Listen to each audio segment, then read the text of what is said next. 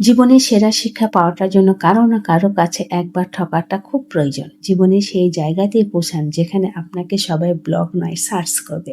আসসালামু আলাইকুম, রেজানা লাইভ ব্লগে আপনাদের সবাইকে স্বাগত। দূরে এবং কাছে যে যেখান থেকে আমার ভিডিওটি দেখছেন আশা করি সবাই ভালো আছেন। আলহামদুলিল্লাহ আমরাও ভালো আছি। আজকে ব্লগটি শুরু করেছি কিন্তু আমার ছোট্ট ছাদ বাগানে।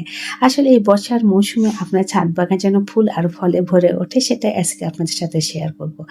আর কি যে ভালো লাগে নিজের ছোট্ট একটুখানি ব্যালকনি বা ছাদ বাগানে যদি এই বর্ষার মৌসুমে ফুলে ভরে থাকে আর আপনার সবজি থাকে, তাহলে কিন্তু মানে ভালো লাগার জন্য আর কোনো কিছুরই দরকার নেই। মাশাআল্লাহ, ড্রাগনটা কিন্তু পেকে একদম টুকটুক হয়ে গেছে, সেই জন্যই কিন্তু উঠিয়ে নিলাম, যেহেতু প্রচুর বৃষ্টি আর এই বৃষ্টিতে কিন্তু একদমই নষ্ট হয়ে যাবে।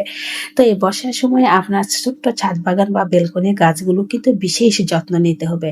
আর এইদিকে দেখেন পুঁই শাকগুলো এত দ্রুত বড় হয়েছে, কিছুদিন আগে কিন্তু একবার কেটে নিয়েছিলাম, মার্শাল্লাহ আবার কিন্তু অনেক বড় হয়ে উঠেছে। তো আর রাখবো না, আজকে একটু পুঁই শাক ডাঁটাগুলো কেটে চিংড়ি মাছ দিয়ে রান্না করবো, সে কারণে কিন্তু এই তো ছাদে চলে এসেছি। আসলে প্রতিদিনই কিন্তু আমি কিছুক্ষণ পর পরে ছাদে এসে দেখি আমার কোন গাছে ফুলটা ফুটেছে, কোন সবজির কি অবস্থা, কি যে একটা ভালো লাগে। মানে নিজেকে ভালো রাখার জন্য এটার চাইতে ভালো মনে হয় আর কোনো কিছু নেই। আমরা যারা একদম সাধারণ গৃহিণী, ঘরেই থাকতে হয়, তো এরকম কিন্তু একটা ছোট্ট ছাদ বাগান বা ব্যালকনিতে যদি আপনি কিছু গাছ লাগান, তাহলে দেখবেন আপনার কিন্তু মানে সারাদিনের ক্লান্তি একদমই দূর হয়ে যাবে। আর মনে কোনো ধরনের কোনো মানে আপনার কিন্তু দুশ্চিন্তা কাজই করবে না। আর প্রত্যেকটা মুহূর্তে শুধু আপনাকে ভালো লাগা কাজ করবে। শুধু মনে হবে দেখি গাছগুলো একটু যত্ন নেই, কোথায় কোন গাছে কি পরিস্থিতি একটু দেখি। মানে অন্যরকম ব্যস্ততার মাঝে কিন্তু আপনি সময়গুলো খুব সুন্দর করে উপভোগ করতে পারবেন। মাশাআল্লাহ, ছোট্ট একটা গাছে কিন্তু পেয়ারাটাও একদম পেকে এসেছে, তাও উঠিয়ে নিলাম পুঁই শাকের সাথে। তো যে পরিমাণ পুঁই শাক উঠিয়েছে, মাশাআল্লাহ চিংড়ি মাছ দিয়ে একবেলার জন্য কিন্তু যথেষ্ট। আর এইদিকে দেখেন মালটাগুলো কিন্তু মাশাআল্লাহ অনেক বেশি বড় হতে শুরু করেছে। আসলে এই বর্ষার মৌসুমে ফুল ফল সবজি খুব দ্রুত বড় হয়ে যায়, আর সেই জন্য কিন্তু আপনাকে বিশেষ যত্ন করতে হবে। আর এই বর্ষার সময় যে ফুল ফল এবং সবজি হয়, সেটা কিন্তু আপনাকে প্রায় মানে এপ্রিলের দিকে আপনাকে সেগুলো কিন্তু বপন করতে হবে। তাহলে দেখবেন আপনার কিন্তু গাছে প্রচুর পরিমাণে সবজি আসছে, ফুল ফল ভরে যাবে। আর এই বর্ষার মৌসুমে কোনোভাবে যেন টবে পানি আটকে না থাকে, সেটা কিন্তু আপনাকে খেয়াল রাখতে হবে। যেহেতু আমার ছোট্ট একটু ছাদ বাগান, সে কারণে কিন্তু আমার গাছগুলো ছোট ছোট, আর আমি এগুলো কিন্তু সবগুলোই টবে লাগিয়েছি। আর সেই কারণে কিন্তু আমি মানে বৃষ্টি এলেই, বৃষ্টি মানে যখন শেষ হয়ে যায় তখনই কিন্তু টবের পানিগুলো ফেলে দিয়ে ছাদটা একদম পরিষ্কার করে রাখি, যেহেতু খুব দ্রুত শুকিয়ে যায়, কোনো রকম কোনো ফাঙ্গাস বা পোকামাকড় যেহেতু না আসে। আসলে প্রতিবারই বৃষ্টি আসার পরে কিন্তু এই কাজটা আমার জন্য একদম বাধ্যতামূলক। টবের পানিগুলো ফেলে একদম ঝাড়ু দিয়ে ছাদটা খুব ভালো করে পরিষ্কার করে রেখে দিই।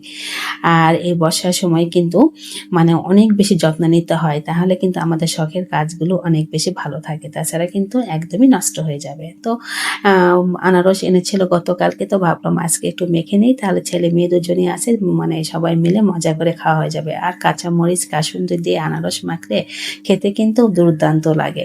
আনারসটা মাশাআল্লাহ অনেক বেশি মিষ্টি এবং রসালো, মানে খেতে এত বেশি ভালো লেগেছে। আর এইদিকে দেখুন আর একজন কি যে ঘুমে বিভোর, তার কিন্তু কোনোভাবেই ঘুম ভাঙছে না। মেয়ে এত বেশি ডাকছে, সে কিন্তু কোনোভাবে নড়াচড়া নেই, সেই ঘুমিয়ে একদম ঘুমের দেশে চলে গিয়েছে। মাশাআল্লাহ, একেই বলে শান্তির ঘুম।